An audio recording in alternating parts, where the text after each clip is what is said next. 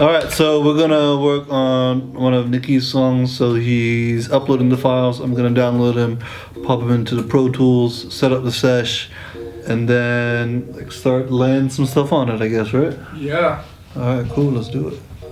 Welcome everybody, it's your boy Mailer Daemon, and today we're gonna be making a track with Nicky on the bass, so he should be rocking up here any moment now. And yeah, we're gonna work on something for his. Stay tuned for the workflow and all that good stuff.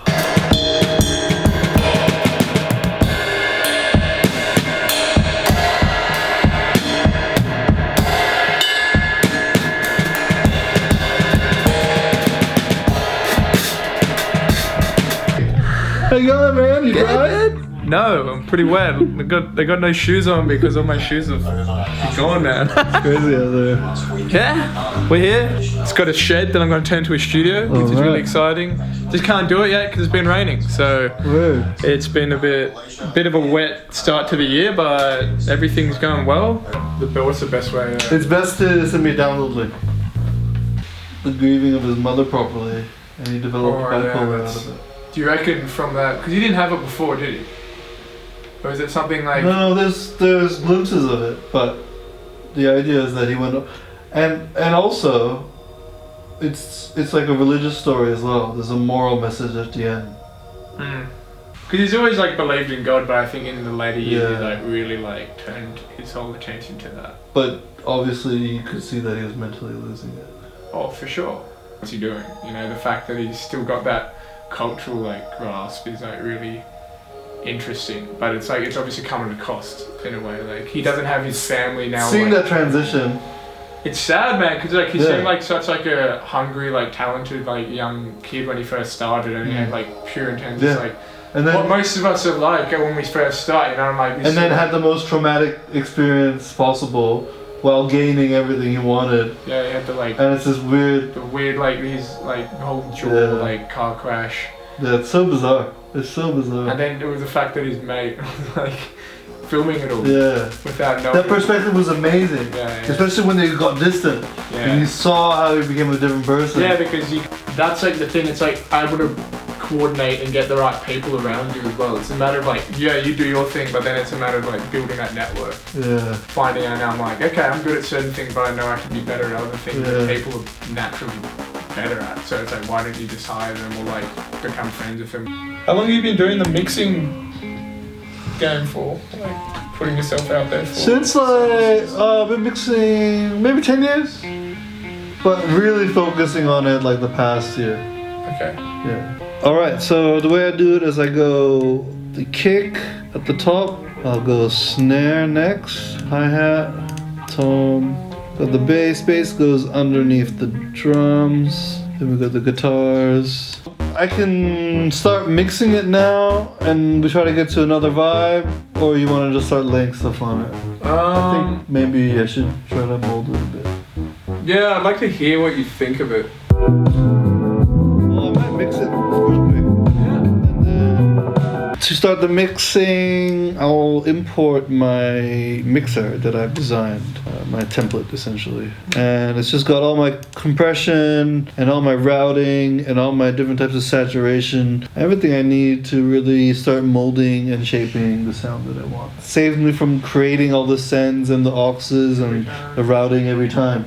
It's kind of, and I just kind of plug in your tracks here into my mixer and I'll start creating the sounds that I want. Here's the kick, I'll plug it into my kick chain or into the kick. I'll go into the kick and then I'll do a send here into the chain. So it's like, I'm parallel compressing your drums.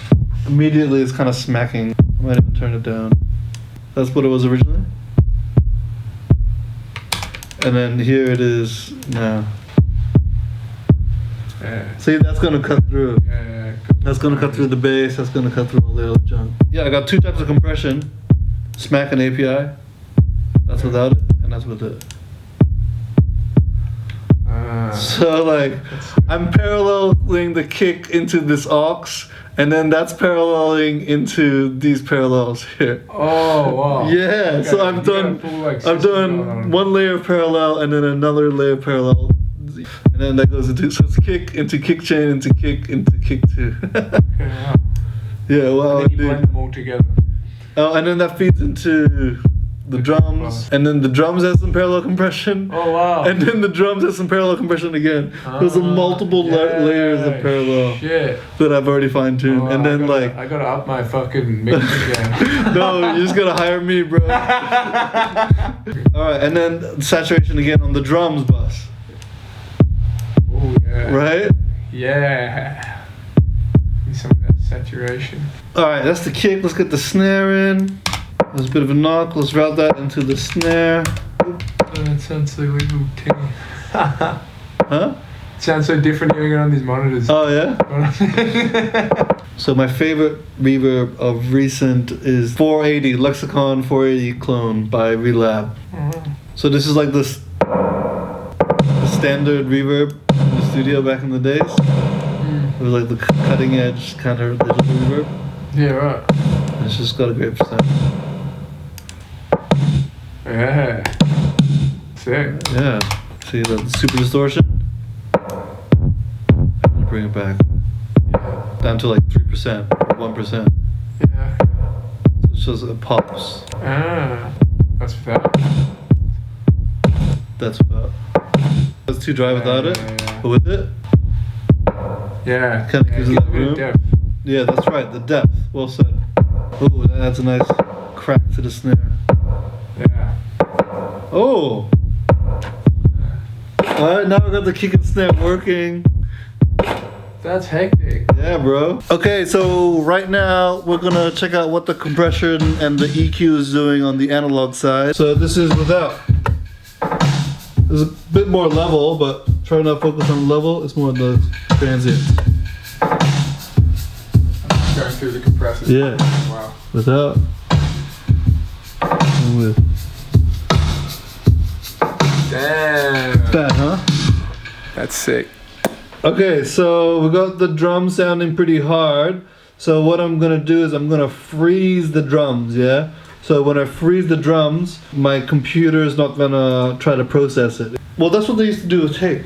Yeah. So they record the drums on tape. Choice, yeah. You don't record the drums onto the master tape. You record the drums on another tape. Once you get that right, you record that onto the master tape. Ah. Yeah, because if you keep rewinding and forwarding on the master tape, the quality is going to diminish. Yeah, exactly. That's right. Right? Okay, so that's So, the natural limitation of it. Exactly. So by taking the time to work on only one group and then freezing it, it takes a couple minutes just to freeze that. That gives me time to kind of rest my ears. That's really clever. And then kind of reset. Wow. So the limitations actually really help. Yeah. So the more that I kind of follow the classic analog methodology, like the better it sounds. Yeah. Like it's just like. Because it gives you, you're not overloading your brain with like a constant loop always going. That's right. That's exactly right. That's what I find when I'm like producing, you get it going, and then you're like, all right, cool. But it's like I'm trying to take that more. I heard in an interview with Maglib, he would just be like, 10 minutes on beat, and then it's like, move on.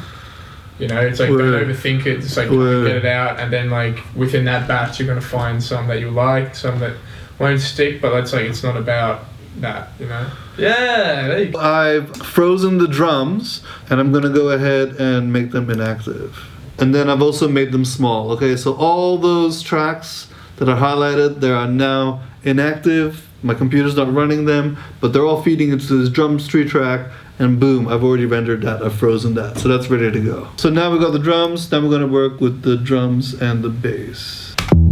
Got the bass feeding into my bass chain, and check it out, I've got like a bass distortion layer, and I can bring up the harmonics. Hear that? That's in there. I'm just kind of, I want to sidechain to my kick and snare, so I'm duplicating the kick and snare, and I'm gonna have that as part of my bass group, right? Because remember, these guys are inactive. My kick and snare trigger to sidechain the bass. Sidechaining the bass, so the bass isn't kind of getting in the.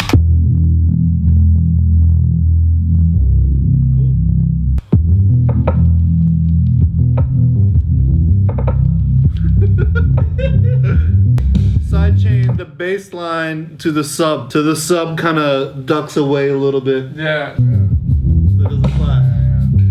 So it's do-do-do, do-do-do-do-do-do.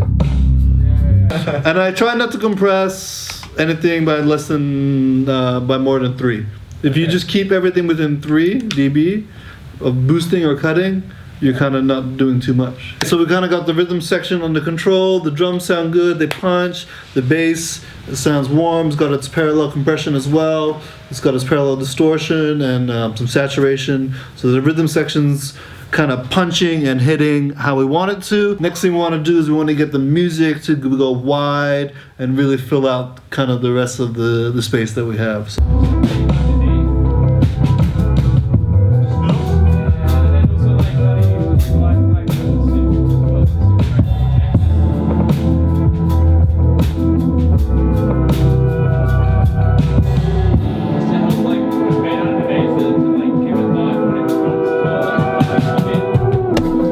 Guitars?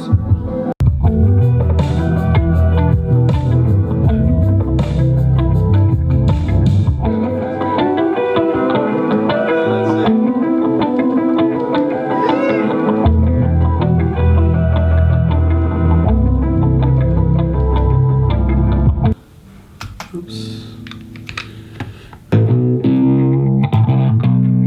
Sounds cool through the effects.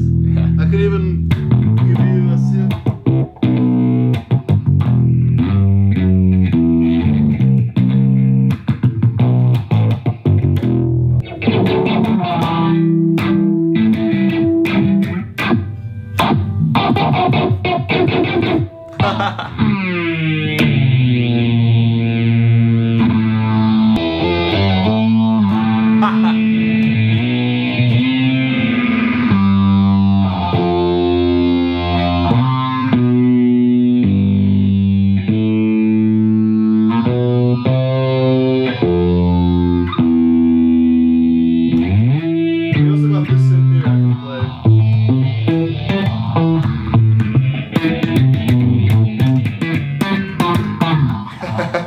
That's cool, man. Is it?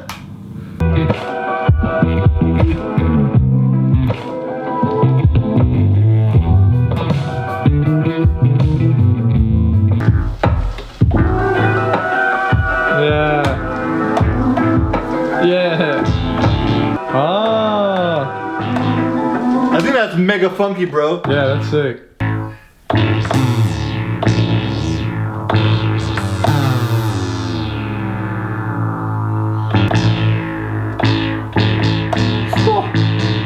So thick.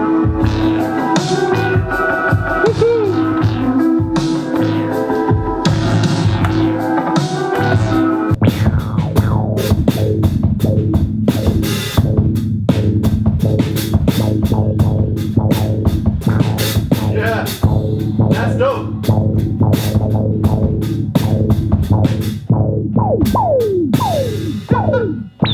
That's crazy. I've never done this before.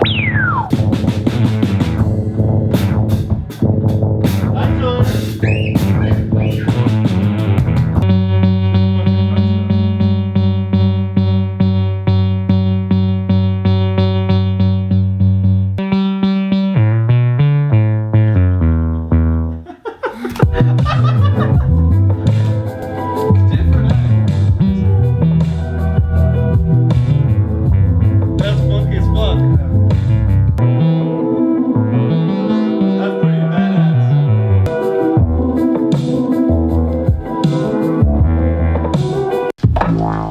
Yeah.